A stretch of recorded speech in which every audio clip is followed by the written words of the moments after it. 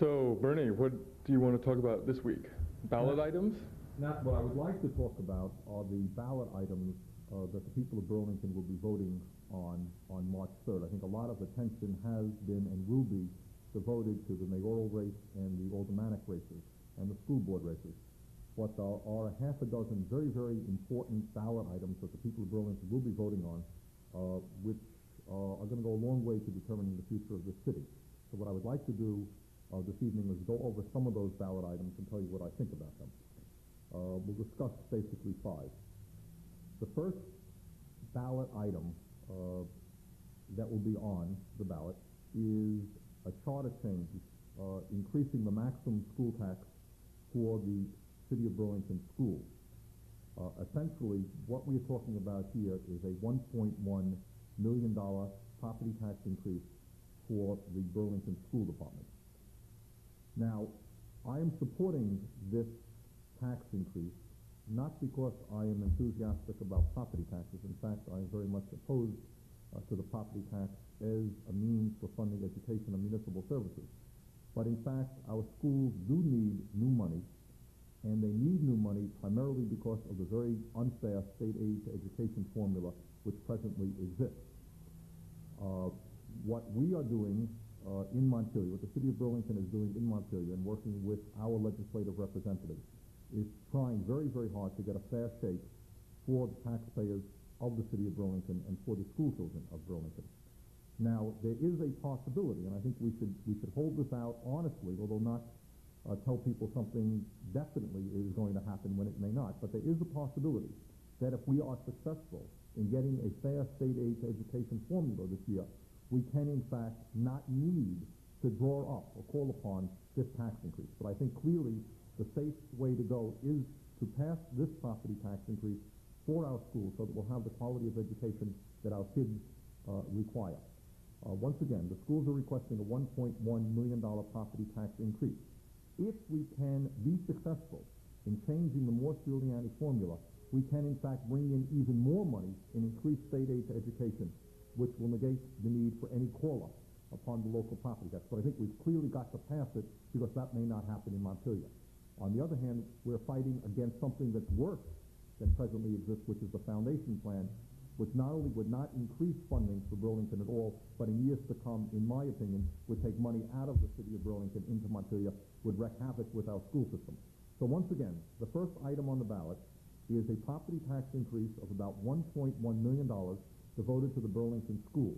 I support that property tax increase. And while we're campaigning for it, at the same time, we're going to be down in Montpelier fighting for a fair state aid to education formula. Because if we get that, then in fact we're not going to need to draw up and call upon the property tax increase. But the schools do need this $1.1 million increase, and I will be supporting that. The second item on the ballot deals with a tax increase for the Burlington Police Department. And this tax increase is a 4-cent increase, which will bring into the police department approximately $424,000. I am supportive of this effort. The fact of the matter is that our city is growing. It is no secret, I think, from one end of the state to the other, that the state of Vermont and the City of Burlington are experiencing crime problems. Today, in my view, the Burlington Police Department is in better shape than it has been for many, many years. In years past, there was a very, very high turnover rate. A lot of the police officers were leaving. In fact, 5 or 6 years ago, we were looking at a situation in which about 25% of our police officers were leaving every single year, and that's a hell of a way to run a police department. Today, the department is virtually at full capacity, which is 85 men and women. We have started a number of new programs where police are paying attention to special problems, but it is my view that we need to expand the police force, and what this property tax increase would do would be to expand the police department by 7 new members. In addition, there is money available to help us expand the auxiliary police department and the Summer Parks Patrol, as well as some domestic violence concerns that we have, sexual abuse problems, and so forth. So I think that it's important, as our population increases, that we do expand the police department. We will soon be opening a new substation out in the new North End, which I think will be of help to the people in that area of our city. And it will simply mean that we're going to have more police officers out on the street, walking the beat. So I support that. This is part of a long-term program which would add about 20 new police officers to the city of Burlington over a 5-year period. And the first year is a goal of adding 7 new officers, as well as beefing up a number of programs. This is a tax increase which has the unanimous support of the Board of Aldermen. The Police Commission is enthusiastic about it, and my hope is that we'll pass that. The third item on the ballot is a general obligation bond issue for waterfront improvements.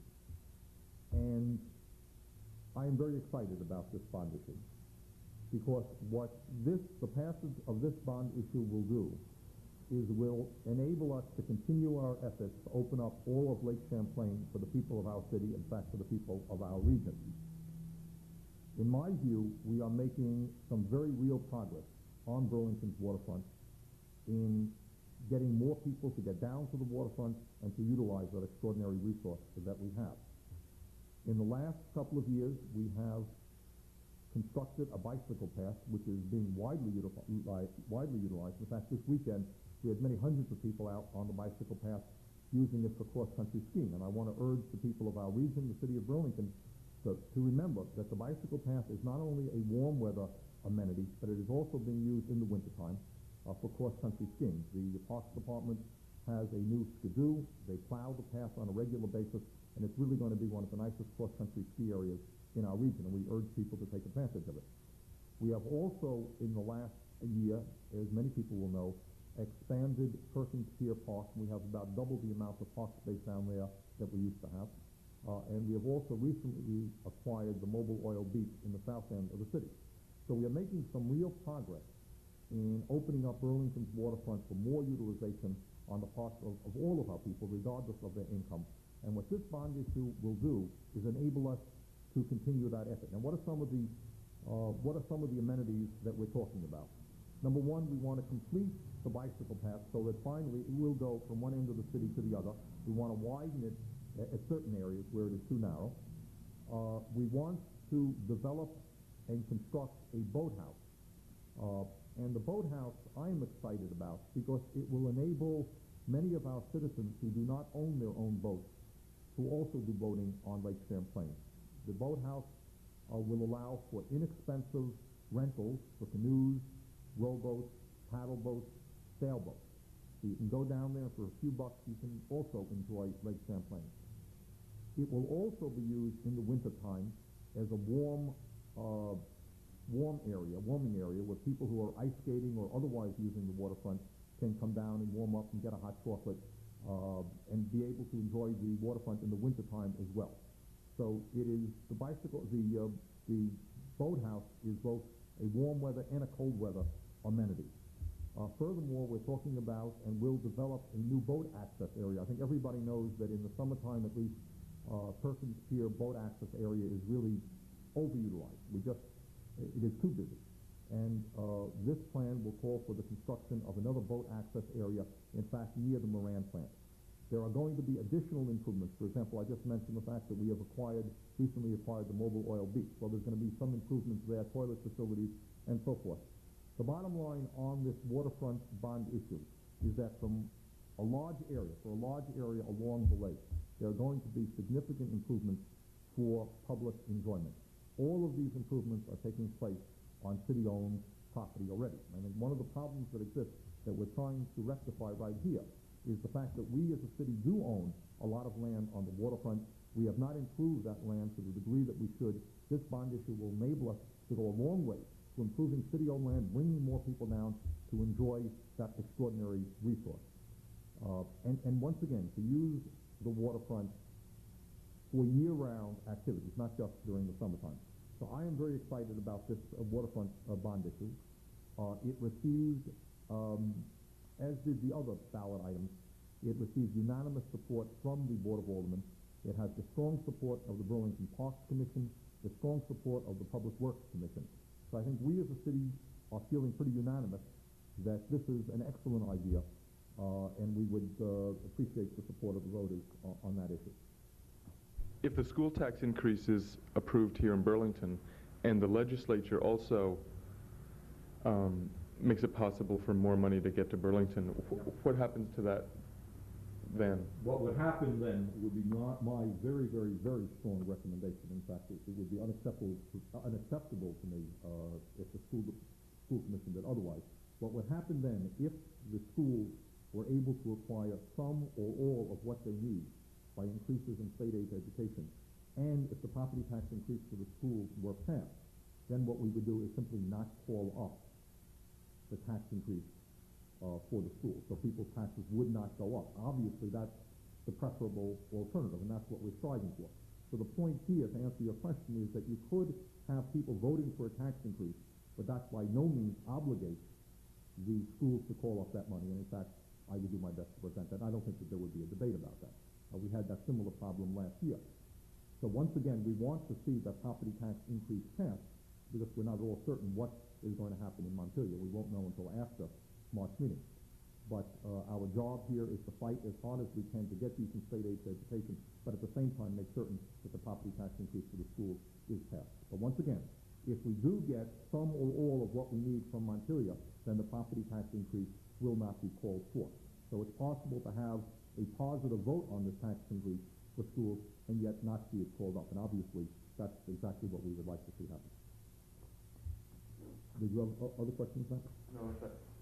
Okay. Two other questions that I would like to discuss at some length. Item number 4 is titled a charter change, authorization for local property tax relief and renters rebate programs and local property transfer tax. This is a very interesting charter change, which I am strongly supporting. It is my feeling, I think the feeling of almost anybody who knows anything about local government throughout America, that the property tax, for a wide variety of reasons, is an absurd way to fund education and municipal services.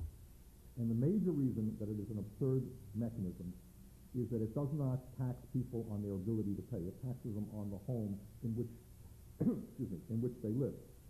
And in Vermont, we are one of the states in the Union most dependent upon the property tax. The bottom line of all of what I'm saying is that you're seeing many elderly people, poor people, who are paying much more in property taxes than they can in fact afford to pay. What this charter change does is enable the city of Burlington to develop what I consider to be a reasonably progressive source of funding, which is the property transfer tax. Now, that's not a property tax increase. The property transfer tax is a tax which is paid every time property is bought and sold within the state of Vermont. At the present moment, it's 0.5%, and all of that money goes to state government to be used as they see fit. What we are proposing here is an increase in the property transfer tax of 0.5%, which would bring into the city of Burlington about $400,000. That money then would be used in two basic ways. Number one, it would fund a supplement to the statewide property tax and renters rebate program. Right now, I think as most viewers are aware, there is a program which has been in existence since 1973, which enables people to get help if their property taxes are too high compared to their income. And we urge people to take advantage of that program. It's a good program. One of the major problems with that program is, despite the fact that it's 14 years old, 85% of those people who are eligible for it don't take advantage of it. And the reason for that, in my view, is the state is doing a reasonably pathetic job in making people aware of the program or in making it easy for people to take advantage of that. In any case, there certainly are people who are taking advantage of it. And what this program would do is enable the low-income people who are eligible for property tax rebates to, in fact, to expand that program. So, in fact, to make it possible that the lowest income people in the state of Vermont, in the city of Burlington, and renters would get very, very significant tax relief, and in fact, would not have to pay any property taxes within the city of Burlington. It would help the lowest income property owners, the lowest income renters in the city. It's a good idea, I think. And we have now developed a source of revenue which would fund that program. There was a debate, as you'll recall, on the Board of Aldermen about this, and that some of us while being very sympathetic to the concept, couldn't support it unless we identified a source of revenue to help fund the program. We have identified that source of revenue. Now, the other point that I should make on this is that if we pass this charter change, and I very much hope that we do pass this charter change, it's going to go down to Montpelier, and we're going to have to make the fight in Montpelier for them, again, to ask them their permission to allow us to develop this program. 2 years ago, we had a similar concept before the people of Burlington. The people of Burlington voted very strongly for it. Unfortunately, the legislature did not let us implement the program, and I have very strong concerns, as I think many viewers know, about the power that the state exercises against local communities. If the people of Burlington vote for this, we're going to go down to Montpelier and make the case that we have the right to develop tax reform programs within our own city to protect those people who need protecting from high property taxes. And we're going to be as strong as we can down there. And I think we're going to have Republican, Democratic, and progressive support. So I would urge people to vote yes on this program. It is not a property tax increase. There will be a 0.5% increase added to the tax when people buy and sell property. And there's a lot of that going on in the city of Burlington. We're a hot market right now. And in fact, I'm going to talk about the impacts of being a hot market in one moment. That will raise about $400,000 in new revenue, and that money, in fact, will go to help elderly people who are poor, low-income people, low-income elderly people. It will help renters who are right now having a hard time paying their rent, paying their property taxes, and it will add to the statewide rebate program which exists. So it's a good idea, and I hope that people will vote for that one. Why is Vermont more reliant on the property tax than other states?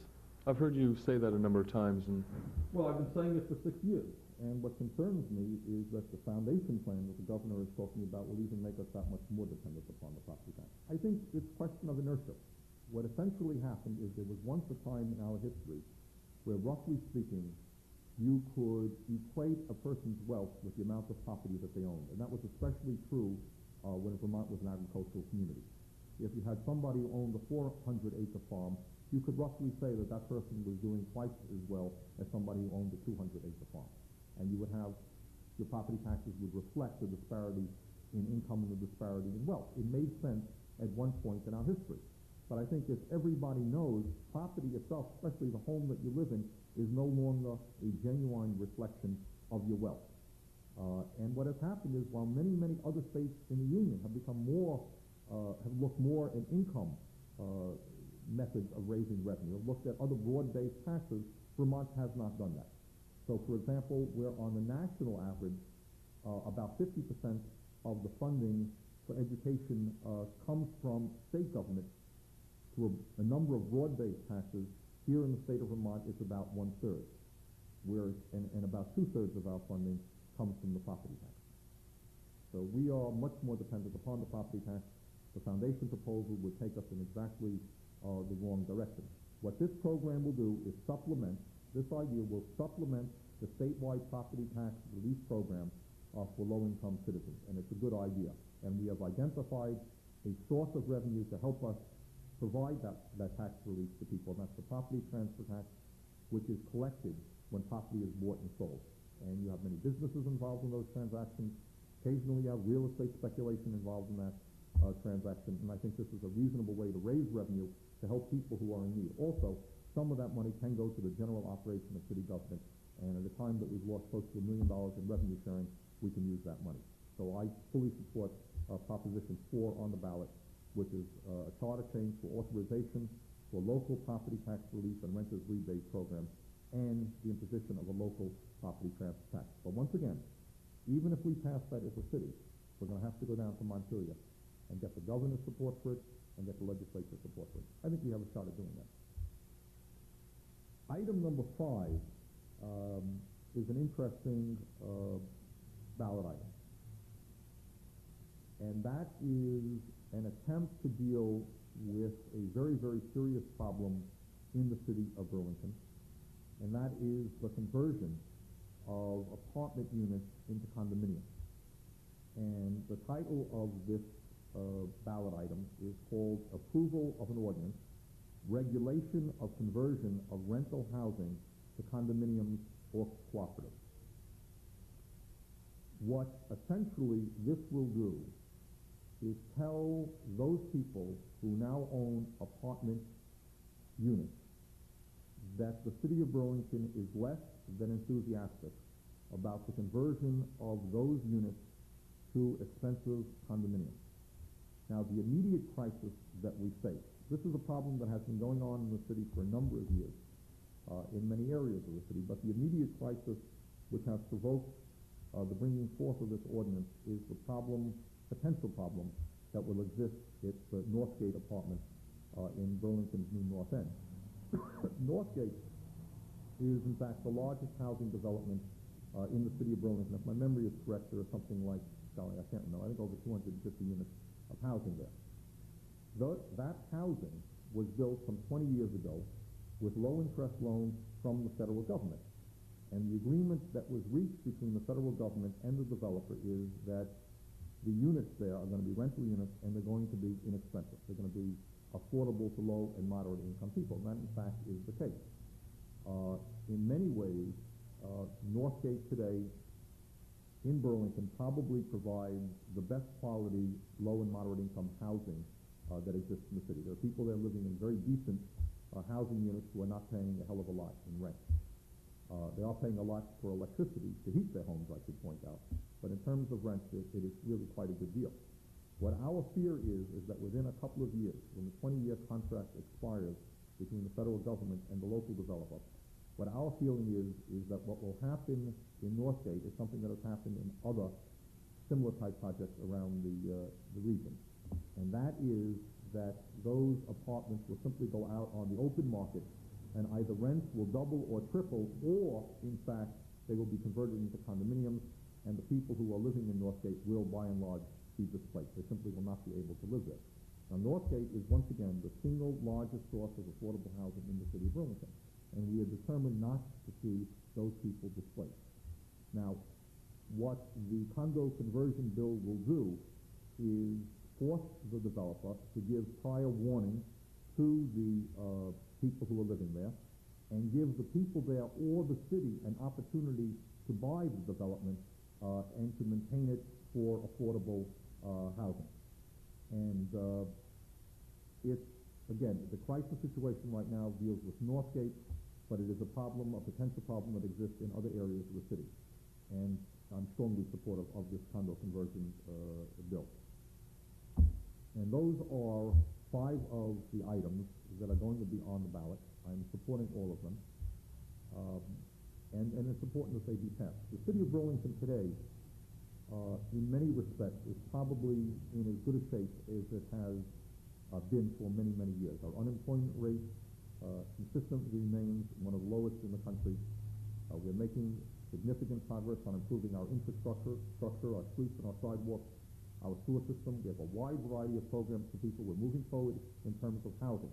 If we are going to maintain the vitality of this community, if we're going to be able to do the things that have to be done for those people who do not have a lot of money, for elderly people, for poor people, we're going to have to continue to come up with innovative ideas. We can't stand still.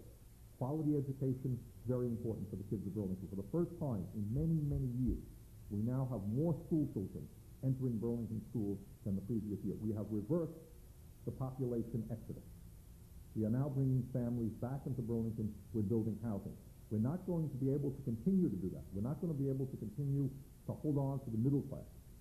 We're not going to be able to have the decent quality of schools that the children of Burlington are entitled to unless we maintain the improved quality that we have brought about in the last few years. Today, the schools in Burlington, in my view, are in significantly better shape than they were 3 or 4 years ago. We are making progress. We cannot fall back. We've got to pass the property tax increase, and equally important, we have got to go to Montpelier to make sure that Burlington gets a fair shake in state-aid education. Number 2, crime is a problem. Compared to other cities throughout America, the crime problem in Burlington is in no comparison. But it is a problem. People are concerned. We are growing. As we develop the waterfront, as we build more housing, we want to make certain that all areas of the city of Burlington have adequate police protection. The police department today is in better shape than it has been for many years. But we do need, in my view, more police officers. The passage of the police tax will bring us 7 new fully sworn police officers expand the auxiliary police, expand the parks patrol, and provide us with beefed up programs in a number of other areas to protect women, for example, who are walking the streets. So it is important that we pass that issue. It is important, once again, that we go forward in making the people-oriented waterfront that all of us want. We have a lot of city property down there that is owned by the people of Burlington. It is not being utilized as well as it should be. We need to improve some of that property. That's what the waterfront bond issue will do. Widespread support. It'll give us a waterfront that all of our people can enjoy. And it's very, very important, I think, that we pass that. Once again, many citizens in our city are having a hard time paying property taxes. Renters are having a hard time paying the increased rents that are going on in our city. The property transfer tax is a reasonably progressive tax which will enable us to fund property tax relief, supplement the statewide program, and I'm supportive of that. And lastly, as I just mentioned, it is important to protect tenants who right now are living in affordable housing from being thrown out of those housing. It is unacceptable. Right now, in the city of Burlington, the truth of the matter is that you can have a landlord coming in announcing to an elderly person who has lived in a unit for many, many years and saying, bye-bye, we're converting this apartment to an expensive condo. The passage of this ordinance by the people of Burlington will prevent that. It is not going to solve all the problems by any means, but it will give us some tools to protect tenants who have a right to live in affordable housing. So we have some very important ballot items on. The city is moving forward vigorously. This will give us the passage of these changes, bond items, ballot items, will give us more protection to protect the people. How would those people in Northgate ever be able to buy a place like that? Well, they're not going to be able to buy it out of their own pocket. So clearly what you're going to need is a new source of funding. There is no reason, for example, no theoretical reason why somebody else could not be owning that complex and continuing to charge affordable rent. Or, in fact, seeing a cooperative develop where the people themselves are paying into their own equity. In other words, there are a number of ways that you can maintain affordable housing at Northgate. There really are. One way that you simply can't is by saying to the people who live there, okay, you're living in an apartment where you're paying $250 or $300 a month. You can stay there, but you're going to have to pay $80,000 or $90,000 for the condominium. Those people can't afford that kind of increase. But what you can do is talk about cooperative housing, for example, where people will still be paying affordable rent or affordable mortgages, which will go into their own equity so that someday they will, in fact, fully own those units. There are other sources of funding that we can look for. There are a variety of mechanisms that are available to us, but we're going to need time to develop those mechanisms. And if people are thrown out, we'll be looking at the horse who's outside of the barn and the barn door is closed. And that's what we don't want to prevent. That's what we want to prevent, is to make sure that people have a fair shot at staying in those units at affordable rates. Let me just chat. We've gone over, I think, the major ballot items that the people will be voting on March 3rd. They're very important. I hope that people study them. If people have any questions, they can please call up my office at 658-9300, and we'd be happy to provide any additional information that people might need. There are a number of other important issues that are presently facing the city of Burlington. I want to touch on maybe one more or two. The city recently had a meeting. We had a meeting a couple of days ago where we dealt with the problems of our landfill. And I think, as most people know, the landfill in the city of Burlington, after many, many years of operation, is going to be phased out within 3 years. Right now, the Public Works Department is looking at a number of alternative approaches. We're looking at 2 regional solid waste districts, one in central Vermont, one here in Chittenden County. And we're also exploring our own options, because we have got to move, in fact, a lot faster than a number of communities. My own feeling is the landfill today is probably being run, not probably, I think definitely run, in better condition than it's ever been. And we will be out of there in 2 or 3 years and in a new location. So that's an important issue that people, I think, should be aware of. Another issue that came up at that same meeting of the Board of Aldermen dealt with the very significant increase in insurance rates that is being requested by Blue Cross Blue Shield. It's a 58% increase for non-group subscribers. Those are people who are not working for a company. And that's a very significant increase. The Board of Aldermen went on record unanimously in opposing that rate increase, and we will be doing what we can to participate in hearings and put as much pressure as we can on the state banking department to make sure that that outrageous rate increase, that's going to hurt a lot of people, does not go through. That show will be on tomorrow night, Wednesday night.